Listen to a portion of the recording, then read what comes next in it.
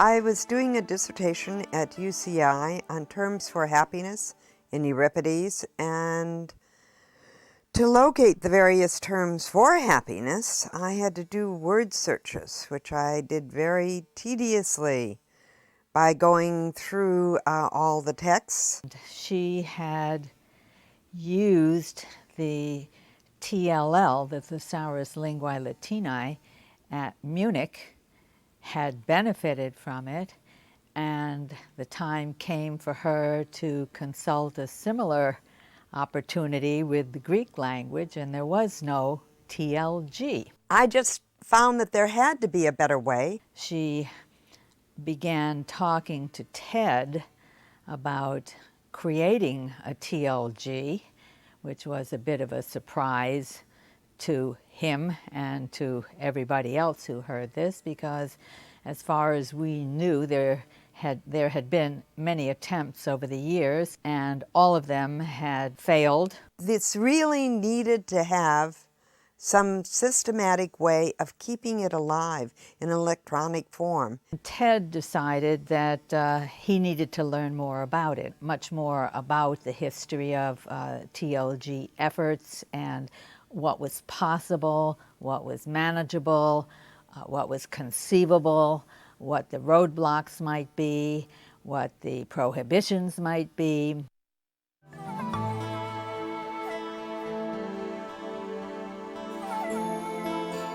We then spent a year considering the extent of Greek literature and how we might do it.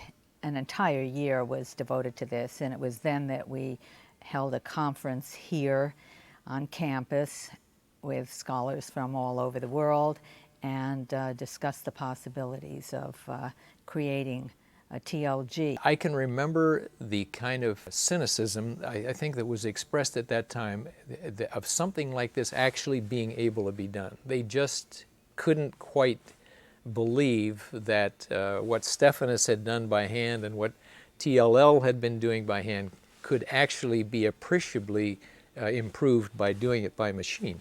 The reaction was so negative that it wasn't until the last morning of the conference that Bruno Snell gave his approval and encouragement to Ted to go ahead with this thing. He did his homework, he did his research, he investigated it thoroughly, which is Ted's way of doing things, and it was only when he felt confident that it could be done, not without problems and not without obstacles, but that it could be done, that he was ready to proceed and to think about an end product called the TLG.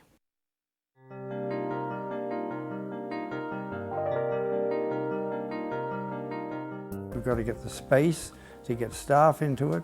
The result was, once we got the money and once Ted organized the staff, and when he went around the world, I think, how do you get your database started and so forth and so on. At a new university with someone as dynamic and with a charismatic as Ted Bruner, he could put his stamp on a new humanities school.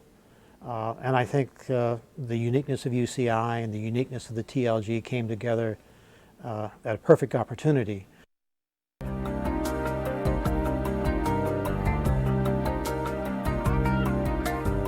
It was a major job to come up with the system for text preparation, is what we started calling it.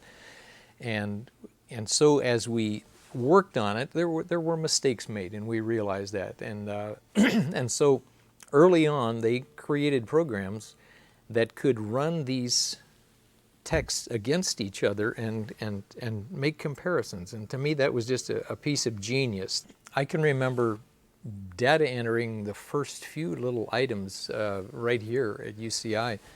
And then they came up with this crazy idea that this could be done more effectively and more economically someplace else, like Korea. And that to me was just blew my mind. How can Koreans who have never seen Greek possibly take a Greek text and do a good job of data entry, because they don't know what they're entering? And over the years, as the contracts moved from one country to another, I began to see that that was a definite advantage. All they were doing was punching characters. And what I think is truly remarkable is the long and patient work going from punch card to a special purpose computer and living through that. The old Ibicus, Papa Ibicus as we came to call that system.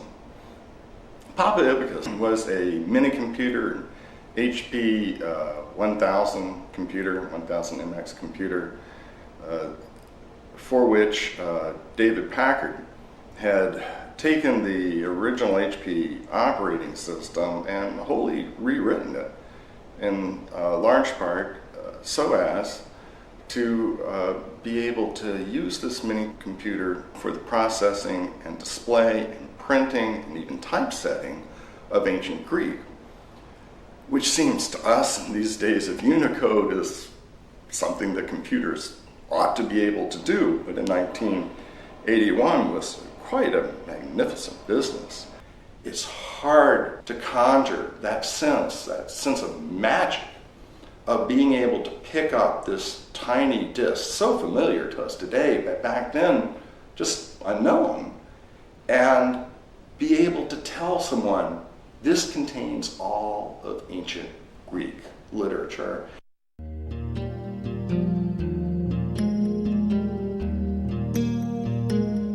The interesting thing about the canon is that something like that had never been done before. We created the canon so as to have a guide for selecting text editions of each author's works. Our main duty was to find out who wrote what, when and where, and what survived, and how to get the material to put into machine-readable form. It became clear to us very early that this was going to be an enormous undertaking. We didn't know how many authors we might be confronting. We thought at the time perhaps 400 or 500 at the outset, maybe 1,000. When I left the project, I think it was well over 3,000. As we got more and more into the canon and more into the work of who wrote what, when, and where, the bibliography became much more problematic. Even when these authors lived, became much more problematic. It was fun, it was interesting, it was challenging.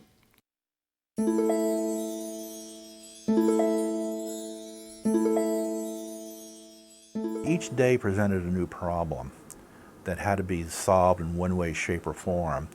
And sometimes we went months and months and months haggling over how to solve this. We found ourselves eventually confronting Byzantine authors, the Church Fathers, and later Greek authors. And the corpus was growing by that time, of course. One of, I think, the things that people don't yet really appreciate, because we are so centered on Western Europe, is the extent to which human thought, the center of the evolution of human thought, went through Byzantium, and it moved from Rome to the new Rome. And I'm glad that the canon is now very inclusive. It does not include that very, very narrow area called classics. It is now much more inclusive. In the process, it enabled us to create a little bit of Greek literary history.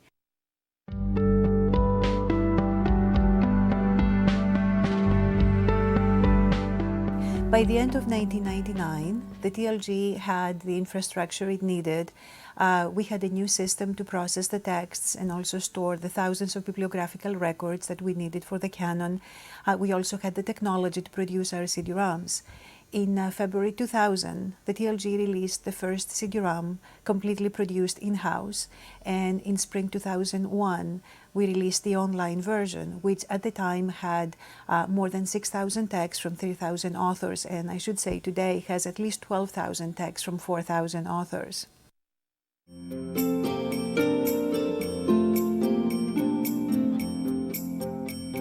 We have created here in our office a real-time access map of the TLG. It's actually a Google map where you can click at any time and see which institutions are connecting. So it's very gratifying to wake up in the morning and click on the map and see Europe is connecting and the East Coast is connecting and maybe some places in Asia and Africa. I think I've used the Greek language that I learned on the TLG project maybe more than anybody I know. I use it every day, literally every day. And to be able to access, the most obscure texts, comic fragments, whatever it might be, it's just phenomenal. It's all there at your fingertips. So that is truly revolutionary. I think it is fair to say that you cannot do research in any area of the Greek language today without using the TLG.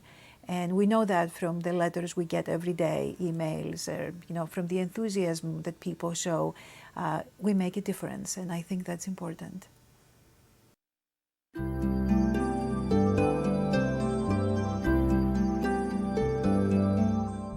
It's amazing that it is 37 years old, that it has accomplished far more than anybody at the beginning ever imagined would be achieved.